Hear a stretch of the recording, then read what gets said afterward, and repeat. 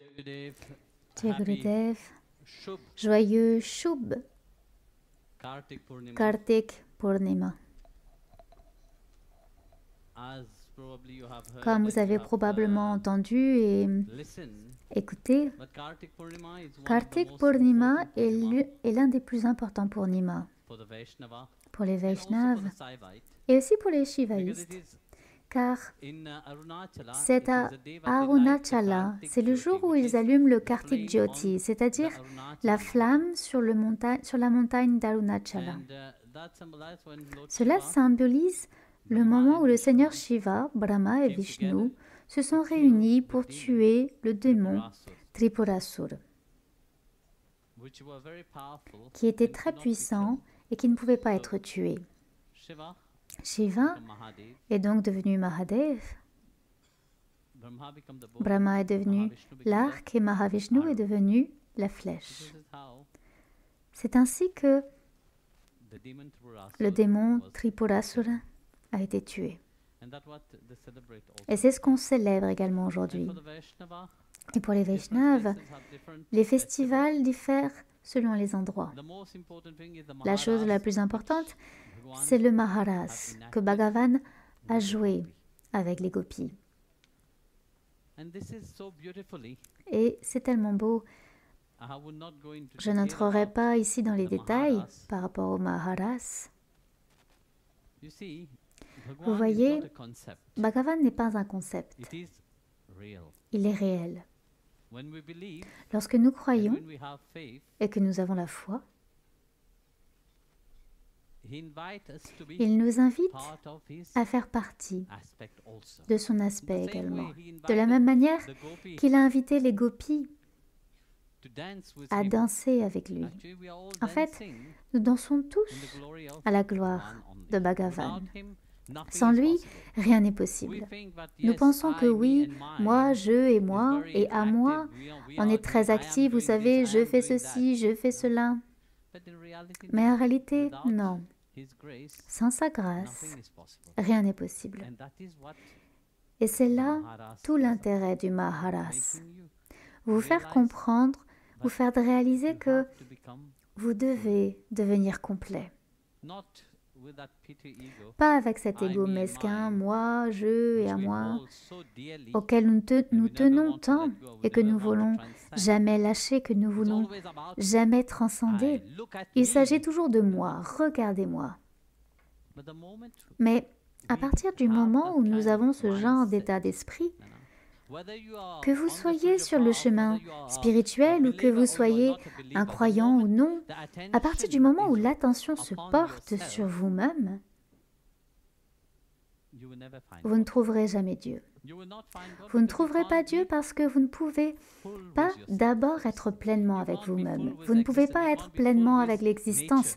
Vous ne pouvez pas être pleinement avec la nature. Et lorsque vous ne pouvez pas être pleinement avec la nature, vous êtes juste après votre joli ego. Et vous ne pouvez rien atteindre comme cela. Vous pouvez comprendre le concept de votre mental et ce concept dansera dans votre mental en pensant que oui, je comprends tout, je sais tout. Mais cela restera toujours un concept. Il ne deviendra jamais réel. Pourquoi pensez-vous que les saints, Bhagavan, vient et interagit avec eux? Il joue avec eux. Parce qu'ils sont des saints? Non. Ils étaient également des êtres humains, tout comme vous. Mais grâce à leur foi, Bhagavan n'était pas seulement un concept dans leur mental, c'était une réalité. Grâce à leur foi, grâce à leur amour, l'amour ne s'éveille pas comme ça. Ne pensez pas que ce drame que nous appelons l'amour est le véritable amour. Non, c'est un faux amour. Ce n'est pas réel. Quelqu'un est ici demain et le jour suivant, fini. Le lendemain, vous trouvez une autre personne. C'est arrivé, je l'ai vu. Si c'est cela que vous appelez l'amour, alors vous n'avez pas compris ce qu'est le véritable amour. Le véritable amour, c'est la façon dont Krishna a agi avec les gopis. Dans le Maharas, il leur a fait comprendre qu'au-delà de ce concept de l'illusion dans lequel nous pensons courir derrière ces idées sur l'amour, et nous pensons que c'est de l'amour. Non, Bhagavan dit non, ce n'est pas de l'amour. Vous êtes tous trompés par cette idée. L'amour est bien plus que cela. L'amour s'éveille quand vraiment vous transcendez cette stupidité de ce que votre mental vous fait croire être réel. Mais voulez-vous transcender cela? Oh oui, Guruji, nous aimerions cela. Nous voulons le transcender. Non, vous ne le voulez pas. Vous aimez beaucoup votre propre illusion et vous nagez dedans. Vous êtes attiré par cette pensée délirante en pensant quelle est votre réalité. Vous oubliez qu'il y a plus que cela, qu'il y a plus que cette illusion du moi, je et à moi. Et c'est ce que Bhagavan veut quand il appelle les gopis. Les gopis avaient également cela. Mais dès qu'elles ont renoncé à cela, elles ont su, non, nous ne sommes pas ici pour nous-mêmes, nous sommes ici pour toi. Nous sommes ici pour te plaire, nous sommes ici pour te servir. Notre vie nous a été donnée dans ce but uniquement. Et au moment où cela devient la réalité, et lorsque vous comprenez cette profondeur, pas seulement comprendre, mais vous commencez à la vivre, quand vous réalisez que votre vie est pour lui, c'est à ce moment-là que le Maharas commence. Et cela, vous le voyez, cela ne date pas d'il y a 5000 ans. Les saints qui ont vécu et qui vivent encore, les sadhus de Vrindavan, ils le vivent constamment. Pour eux, Bhagavan n'est pas Krishna qui vit là au loin et qu'ils adorent. Non, pour eux, Bhagavan Krishna est le plus cher de tous. Vous savez, si leur ami, leur bien-aimé, leur fils, leur enfant, peu importe, cette relation s'éveille à l'intérieur de leur cœur, c'est Krishna. Et c'est le ras que Bhagavan veut pour transcender toutes ces limitations que notre mental met en place. Et construire cette relation d'amour, et cet amour, cette danse d'amour que Bhagavan a mis en place. Tout cela, c'est pour appeler tout le monde à s'unir. Donc, il n'y a qu'en lui que nous pouvons devenir un, et rien d'autre. Dans personne d'autre. Pas dans notre ego. Dans notre ego, nous sommes toujours séparés. Comment pourrons-nous être proches de lui si nous sommes séparés de lui? Si nous ne voyons pas qu'il est notre être le plus proche, quand nous pouvons dire que oui, tu es à moi, tu m'appartiens. C'est la relation personnelle que nous avons avec lui. Ce n'est pas la relation qui est « Oh oui, il est pour tout le monde. Oui, il est pour tout le monde, oui, mais il est aussi à moi. » Et ensuite, Bhagavan devient réel. Et il fait partie de votre vie. Et il y a cette merveilleuse histoire. Vous voyez, nous venons de terminer Chaturmas, non? C'est le moment où tous les saints et les sadhus, pendant la période de pluie, que font-ils? Ils restent au même endroit. Et dans cet endroit, qu'est-ce qu'ils font? Ils font des satsangs, des bhajans, kirtan, ils racontent les gloires de Srimad Narayana. Et pendant ce temps, on dit que Srimad Narayana est dans un profond sommeil. Il dort pendant 4 mois. Il dort. Personne ne le dérange. Ainsi, Bhagavan Krishna, à cette époque, lorsqu'il était en vie, il était également impliqué dans ce processus. Pendant cette période, il est entré dans une profonde méditation et il s'est absorbé dans ce processus car il est Narayana. Et donc, juste quelques jours de cela, on a célébré Kartika Ekadashi et Bhagavan s'est réveillé. En voyant cela, une fois Bhagavan était absent pendant 4 mois, puis il est revenu, il était dans sa sadhana. Il y avait de grandes préparations à Dwarka, vous savez, parce qu'ils n'avaient pas vu leur Seigneur bien-aimé depuis tellement longtemps. Lorsqu'il était en profonde sadhana, ils ne le voyaient pas, il était dans sa chambre et c'est tout. Ils ont donc fait de grands préparatifs pour son réveil. Rukmini Maharani a apporté le plateau, le prasad, le plateau, et tout pour qu'il puisse prendre son bain et pour qu'il puisse manger. Il y avait quelque chose d'inhabituel ce jour-là. Lorsque Rukmini a ouvert la porte, Bhagavan était toujours assis en sadhana. Ses yeux étaient fermés.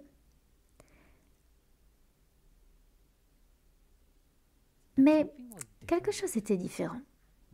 Qu'est-ce qui était différent? Bhagavan portait un châle sur lui.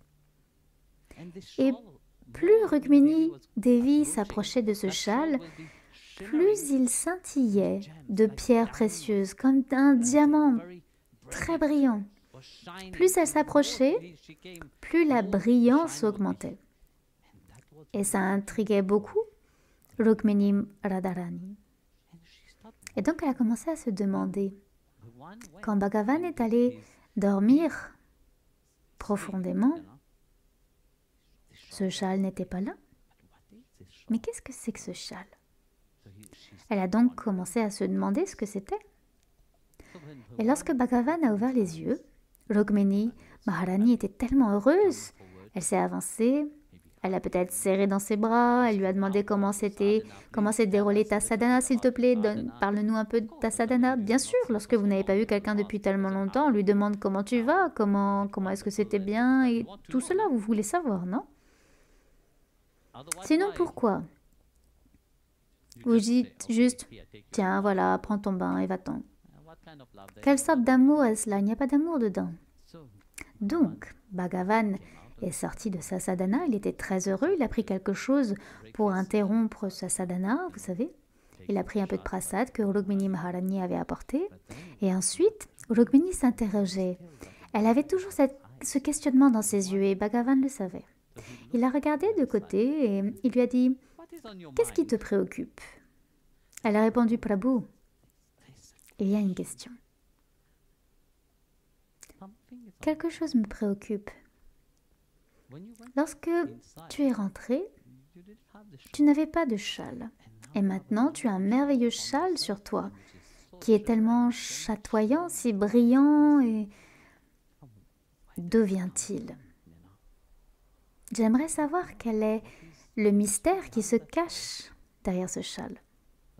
Bhagavan a dit, ok, je vais te montrer, viens. Allons-y. Donc Bhagavan, ils sont venus sur ce plan, dans un village situé à Garhwal, dans l'Himalaya en fait. Vital et Rukmini sont venus déguisés, tous deux. Et ils se sont approchés d'une petite hutte. Ils ont frappé à la porte et ils ont dit, « Pouvons-nous entrer dans votre palais ?» Rukmini a regardé Krishna et il a dit, « C'est une hutte, c'est pas un palais. Nous venons juste de quitter le palais à Dwarka, tu sais. C'est une hutte. » Et donc, tandis qu'il frappait, une vieille dame a ouvert la porte. Elle était très vigoureuse, très forte. Vous savez, quand vous vivez dans l'Himalaya, vous ne pouvez pas être faible. Donc, elle était très droite, elle est venue. Ils ont dit, « Maï, nous sommes des voyageurs, pouvons-nous rester dans ta maison, dans votre maison ?» Elle était si heureuse qu'elle les a accueillis. La vieille dame les a accueillis à l'intérieur. Et elle leur a donné tout ce qu'elle avait, toute la nourriture qu'elle avait, elle leur a donné. Et elle a fait un bel espace pour qu'ils puissent dormir. Elle a dit, maintenant vous dormez. Et alors qu'ils dormaient, ou faisaient semblant de dormir, la vieille dame est partie avec une lampe. Elle était assise, tard au milieu de la nuit, et elle était en train de coudre de vieux chiffons ensemble.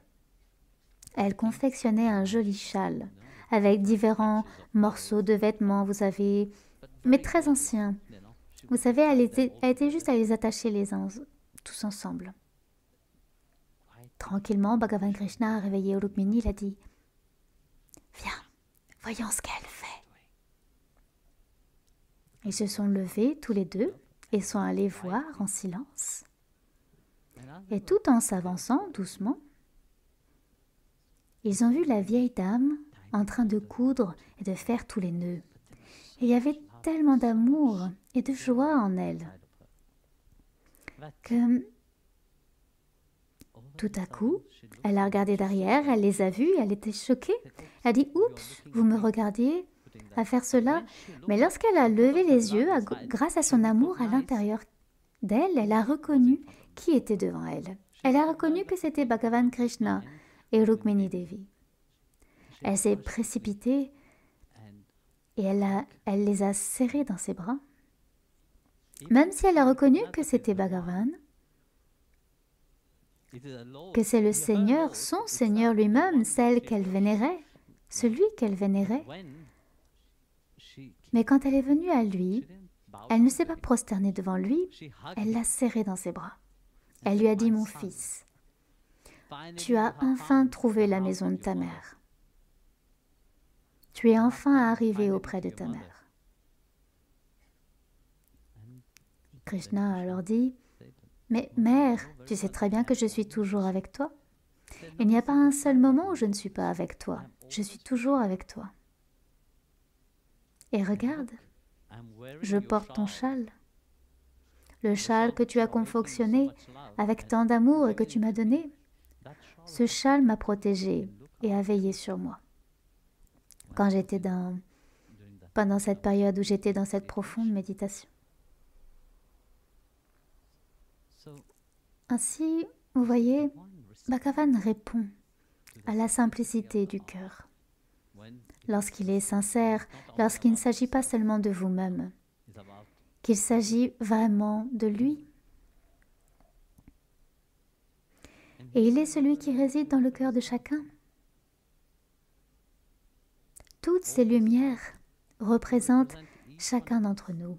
La lampe elle-même représente Krishna, c'est-à-dire chacun d'entre nous avec Bhagavan. Nous ne sommes pas séparés de lui. C'est ce qui fait tenir la chose, non? Bhagavan peut-il exister sans le dévot? Non, il n'existera pas. Même s'il est Bhagavan, il peut exister, oui, il est omniprésent, peu importe. Mais qui chantera ses louanges dans son omniprésence? Il n'y aura personne dans ce monde. Qui chantera ses louanges? Personne. Ou il se priera, ou fera ses propres louanges à lui-même. Mais non. C'est pourquoi il a pris un aspect, une forme, un nom, pour que nous puissions être en relation avec lui.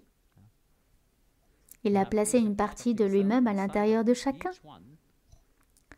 Et lorsqu'il appelle chaque personne, alors on est attiré vers lui. C'est là toute la beauté de ce lila de Bhagavan. Lorsque nous avons cette bhakti, que nous avons cette foi, ce n'est pas juste une idée, c'est réel. Et nous voyons qu'aujourd'hui, c'est aussi Guru Nanak Jayanti, Guru Pura, Guru Nanak Dev Ji est né ce jour-là. C'est donc un jour béni pour célébrer l'union de notre Atma avec Bhagavan Krishna. Rappelons-nous que nous sommes également une parcelle de lui, nous faisons partie de lui. Sans lui, nous ne le serions pas ici. Sans nous, il ne serait pas là. Il ne prendrait même pas un aspect pour faire ces lilas, non? Pourquoi?